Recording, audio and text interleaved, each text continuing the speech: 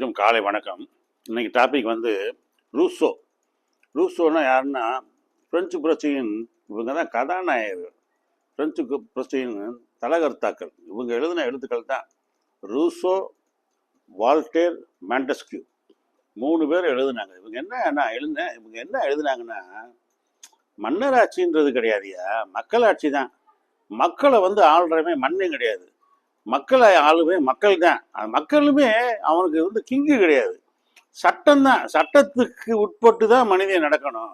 சட்டம்தான் மன்னன், சட்டம்தான் அரசன். அதை தான் அந்த மாண்டெஸ்கியூ, வால்டேரு, ரூசோ, தாமஸ் பெய்னி மாதிரி அமெரிக்காவில் பிரெஞ்சு புரட்சி ஏற்படுத்தினாங்க பாருங்க. அவங்கெல்லாம் சொன்னது என்னென்னா, சட்டம் தான் அரசன், சட்டம் தான் கிங்கு, அவனுக்கு தான் நம்ம கீழ்ப்படி. இனிமே ஒழிய மனிதனுக்கோ மற்றபடி அரசனுக்கோ மன்னனுக்கோ நம்ம கீழ்ப்பட வேண்டிய அவசியம் இல்லை அப்படின்னு சொன்னாங்க. இப்போ இந்த ரூசோ என்ன சொல்கிறாருன்னா, man is born free and everywhere he is in chains. அதாவது என்ன சொல்கிறாருன்னா, பொதுவாக தமிழில் என்ன சொல்கிறாங்கன்னா, மனிதன் ஒரு சமூக விலங்கு,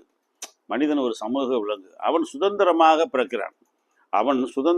பிறக்கிறான், ஆனால் எங்கு நோக்கினும் சங்கிலிகளால் கட்டப்பட்டுள்ளான். இப்போ நான் என்ன சொல்கிறேன், அவன் எங்கு நோக்கினும் சங்கிலிகளால் கட்டப்பட்டுள்ளான். சுதந்திரமாக தான் பிறக்கிறேங்க, நான் பாட்டுக்கு இஷ்டப்படி வாழ்வேங்க, நான் காட்டுக்குள்ளே போய் வாழ்வேங்க அப்படின்னு நான் சொன்னால் நான் வாழ முடியாது.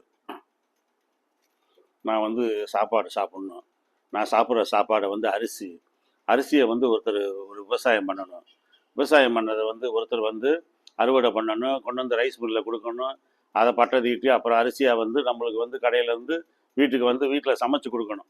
எவ்வளோ ப்ராசஸ் இருக்குது பாருங்கள். அப்போ மனிதன் ஒருத்தர் சார்ந்திருக்கிறான் அவன் மனிதன். அப்போ அவன் ஒரு சங்கிலி தொடர் மாதிரி ஒரு அமைப்போட கூட்டு தொடரில் இருக்கான். அவன் தனி மனிதன் கிடையாது, தனியாக வாழ முடியாது. இப்போ நம்ம வந்து நான் உல்லாச வாழ்க்கை வாழணும்னா, எனக்கு இப்போ என்னை வண்டியில் கூப்பிட்டு போகணும், அந்த வண்டியை ஒருத்தர் ஓட்டணும், அந்த வண்டிக்கு பெட்ரோல் போடுறதுக்கு பணம் வேணும், ஏகப்பட்ட ப்ராசஸ் இருக்குது பாருங்கள். அது மாதிரி இப்போ நான் ஒரு சட்டை இந்த சட்டையை வந்து இது பருத்தி ஒருத்தர் விளைவிக்கணும், பருத்தியிலேருந்து காட்டன் வரணும், பஞ்சு வரணும், பஞ்சுலேருந்து நூல் எடுக்கணும், நூலிருந்து எடுத்து அப்புறமேட்டு துணியாக நெஞ்சதை டெய்லர்கிட்ட வாங்கிட்டு வந்து தைக்கணும், துணியை தைச்சு அதுக்கப்புறம் தான் நான் இந்த சட்டை இந்த கோட்டெல்லாம் போட முடியும், இல்லாமல் போட முடியாது. அப்போ நான் எப்படி தனியாக வாழ முடியும்? தனியாக ஒரு மனிதன் வாழவே முடியாது. அதான் நான் எங்கே நோக்கினும் சங்கிலியால் கட்டப்பட்டுள்ளான். மிகச்சிறந்த அறிஞருடைய வார்த்தை பாருங்க, மிகச்சிறந்த ஒரு அறிஞருடைய வார்த்தை. நல்லா ஆழ்ந்து பார்க்கணும். மனிதன் வந்து ஒரு தனி மனிதன் கிடையாது.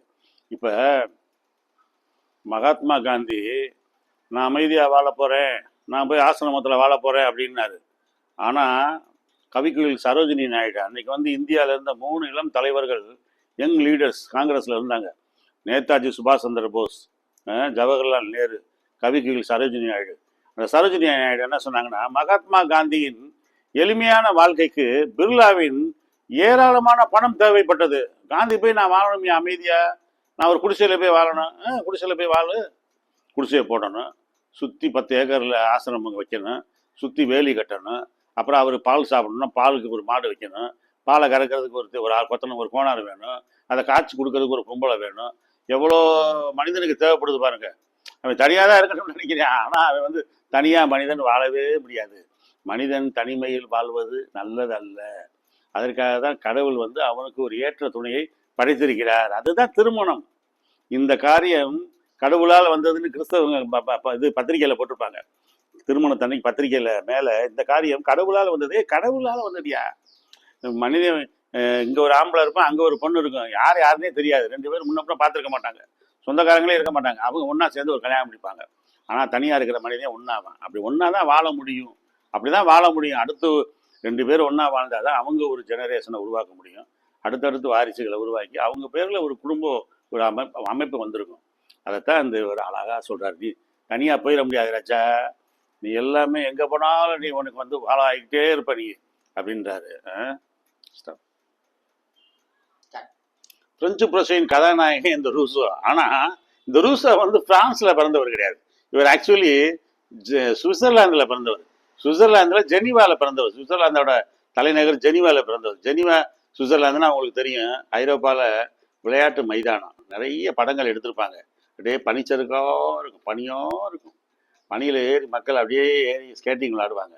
அதே மாதிரி சுவிட்சர்லாந்தில் இன்றைக்கி பேங்க்குகள் இருக்குது. சுவிட்சர்லாந்தில் போய் யார் வேணாலும் வாழலாம், பேங்க்கில் பணம் போடலாம். உங்கள் பேங்க் அக்கௌண்ட்டு, உங்கள் நம்பர் எதுவுமே யாருக்குமே தெரியாதுங்க. உலகத்தில் உங்களை தவிர யாருக்குமே தெரியாது. அவ்வளோ சீக்கிரட்டாக மெயின்டைன் பண்ணுறாங்க. அதனால தான் உலகம் முழுக்க கருப்பு பணத்தை பூராமே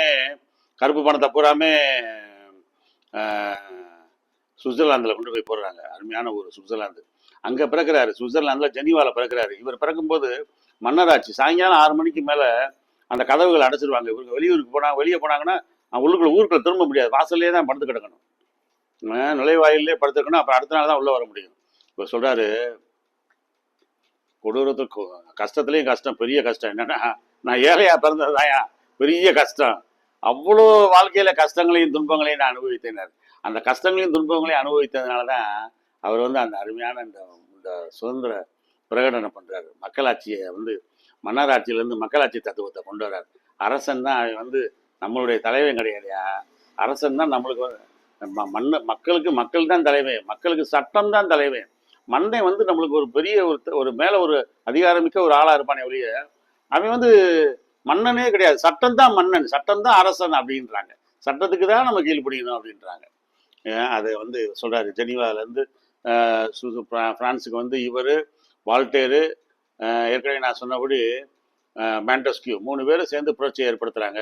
அருமையான அந்த புரட்சி தீ உலகம் பூரா பரவுது. இவங்க ஏற்படுத்தின புரட்சி இந்தியாவிலையும் பகத்சிங், ராஜகுரு, சுகதேவ், சந்திரசேகர் ஆசாத்து எல்லாருமே அதெல்லாம் ஃபாலோ பண்ணி தான் நம்ம நாட்டில் வெள்ளைக்காரனை விரட்டணும் அப்படின்றது. வெள்ளைக்காரனை விரட்டணும். சுதந்திரம் என்பது அது யாசகம் வாங்குறது இல்லையா, அது கேட்டு பெறுவதில்லை, அடித்து வாங்குவது. ஓடுறா எங்கள் ஊருக்கு வந்துக்கிட்டு நீ எப்பறம் எனக்கு சுதந்திரம் தருது அப்படின்ற அந்த கொள்கையை ஏற்படுத்தினது இவங்களுடைய எழுத்துக்கள் தான். மிகச்சிறந்த எழுத்தாளர்கள். ஓய்வு இருக்கிற நேரத்தில் இவங்க எழுத்துக்கள் எல்லாம் நீங்கள் படித்து பாருங்க. நம்ம இன்னைக்கு அனுபவிக்கிற சுதந்திரம், மக்களாட்சி தத்துவம் இவங்களால் போட்ட ஒரு விதை தான். நன்றி, வணக்கம். ப்ளீஸ் சப்ஸ்கிரைப் பண்ணுங்கள். நன்றி, வணக்கம்.